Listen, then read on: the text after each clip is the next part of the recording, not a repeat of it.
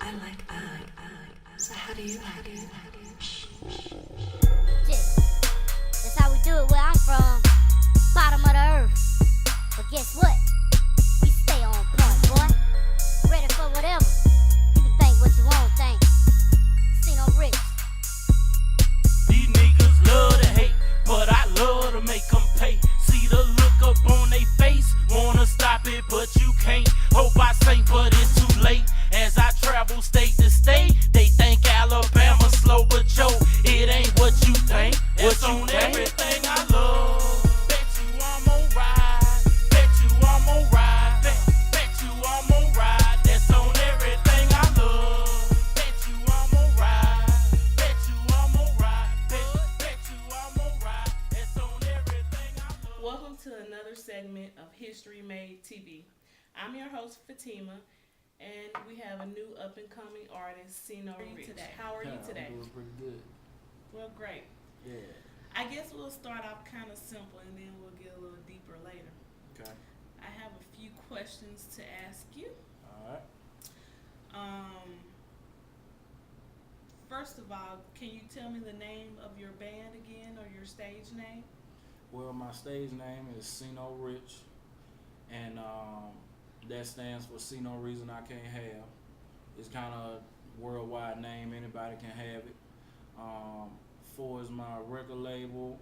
My group is CFM, and that stands for Crazy for Money. So that's just how the whole world is anyway. You know, everybody just crazy over money, no matter whether it's good or bad. So, you know, that's the name of my record label and the name of my group. Also, I have 3 other members in that group. We'll probably get into that a little later. Okay, and is your stage name trademarked? Yes, it is. So don't try to take it. Okay. What is the meaning behind the blood tears on your CD cover? That would probably be this. It's not a color picture, but crying the blood tears. I got a song called Crocodile Tears that I did maybe about a year ago. And when I did that song, I just thought about that. I done cried so much. You just don't know the tears I done shed for all the people I done lost, all these bad things I done been through. You know what I'm saying? My life been really hard. And I just can't imagine crying out any other tears than blood tears from the stuff I've been through. You know, so I guess that's where the blood tears come from. Just let you know, like, really how serious this is to me. And, like, I don't take nothing for granted. I'm dead serious about whatever I'm talking about. That's kind of like where the blood tears come from. I can understand.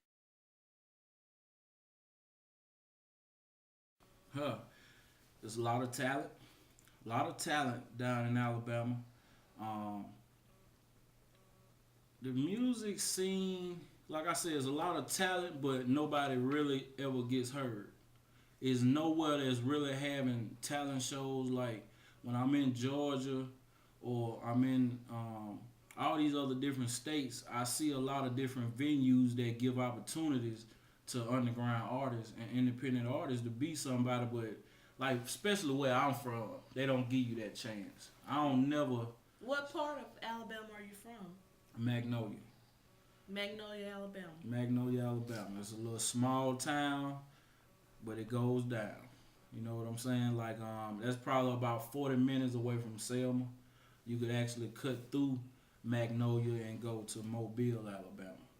But where I'm from is just no opportunities. Even if they had a talent show down there, who is gonna be there to actually see some talent and get you to the next level?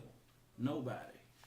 So you speak loud as you can, but you don't get heard. That's why I also call it the dead end, cause it just ain't no opportunities down there. That's why I find myself in Georgia a lot, just keeping on the grind, trying to get heard.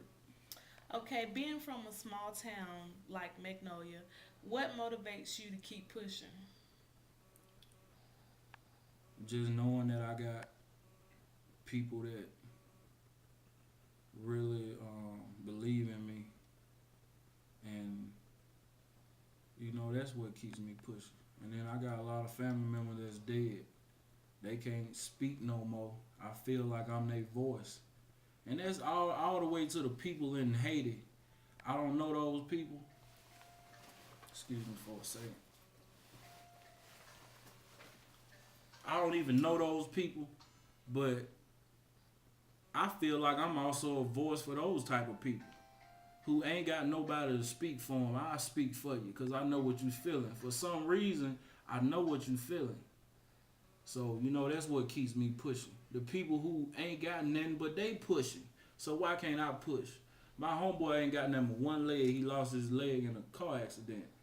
So he get up every morning, go to work. He keep it pushing every day with one leg. I've been knowing my dog all my life. He lost his leg when he was about 19.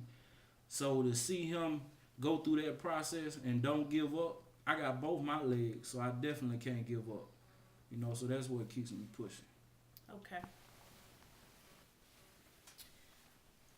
What is your response to people saying your music promotes violence? And kiss my ass.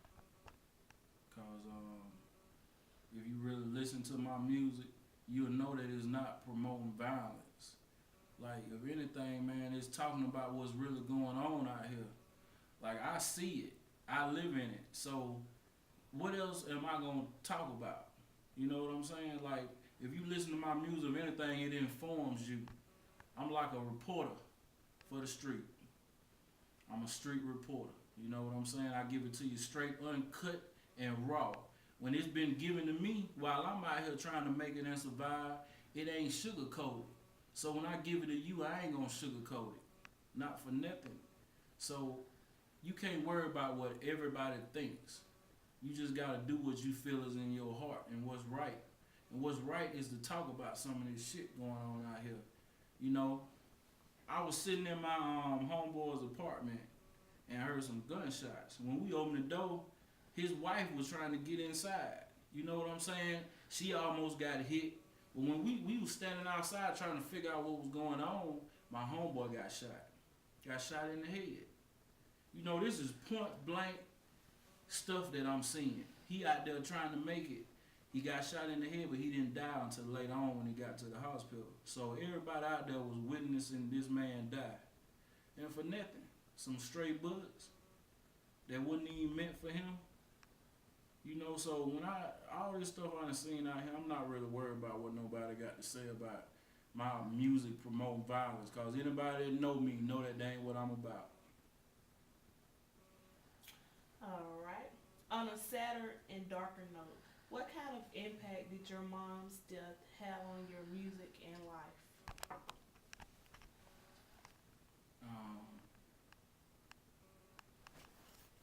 I think I was already, dang.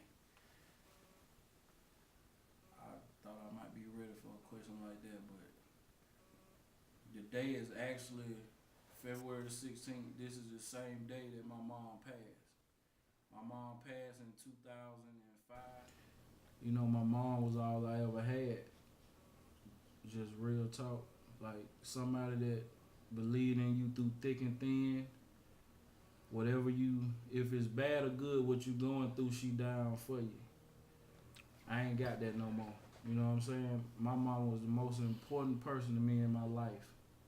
And when she died, I just can't explain that feeling. Definitely a part of me died too. When she died, I ain't afraid of death no more. Like I used to have that little feeling, like a little fear about it. But after that, if she can, cause she was diagnosed with cancer back in the late 90s. She was diagnosed with cancer. So I watched firsthand how they can eat somebody apart. She survived cancer over 10 years. She fought it. But she was a strong woman. And in her last days, she got a chance to tell me what she wanted me to do after she passed. I would always say, Mama, you ain't going nowhere. You going to be here forever. But, I kind of knew that wasn't the case, being that she had cancer. But I watched it eat away at her all her life, and she knows she was going to die. And if she can go through that and leave this earth and stop breathing like that, I can too. You know? So while I'm here though, I'm gonna do whatever I can to get heard. You know what I'm saying? She always told me to fulfill your dreams, do what you really want to do, keep at it. You know, she said, when I ain't here no more, Sean, you still keep at it.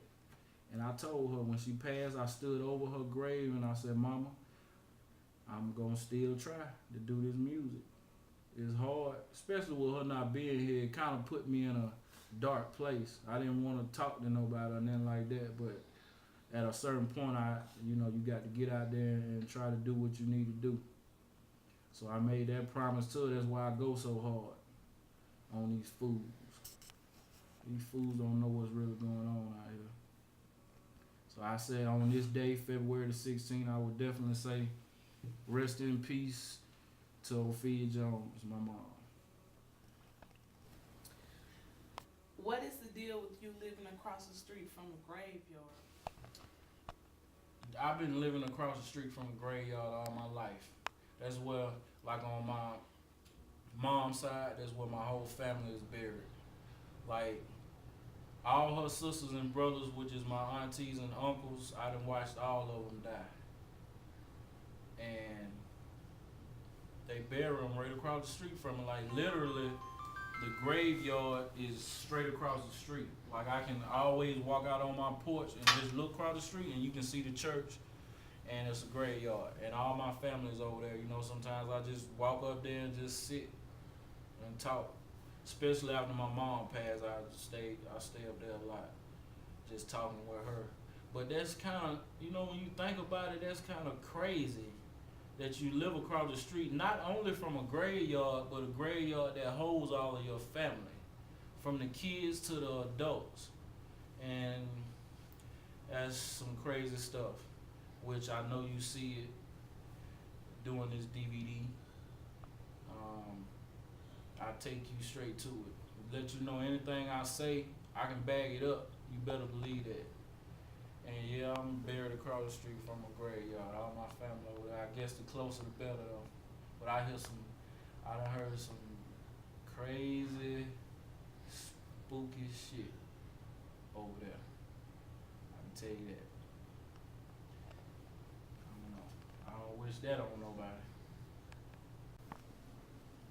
Okay, Cena, what projects do you have coming up? Well, I got the Bottom Earth CD out, which is I already dropped the Struggle mixtape that received some good feedback. I got the Bottom Earth CD out, and I'm also coming with the Bottom of the Earth DVD, which you can actually find some of this footage right here probably on that DVD. It's gonna be getting edited within the next couple days.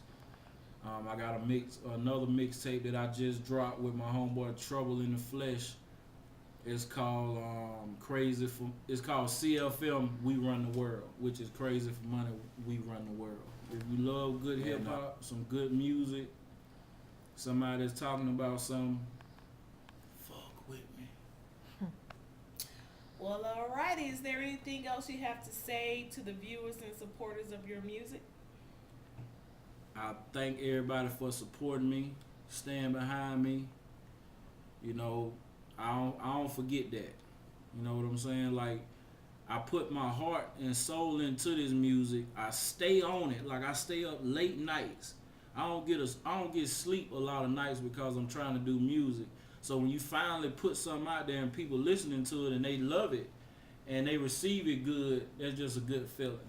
So to anybody who's ever supported me through these years of me grinding, anybody that's viewing this right now, trying to figure out who I am, you know what I'm saying, is well appreciated. I appreciate everything. Anybody who supports me, I appreciate it. Well, that wraps it up, Sino. It's been a pleasure chatting with you today. Anytime. I wish you much success. Okay.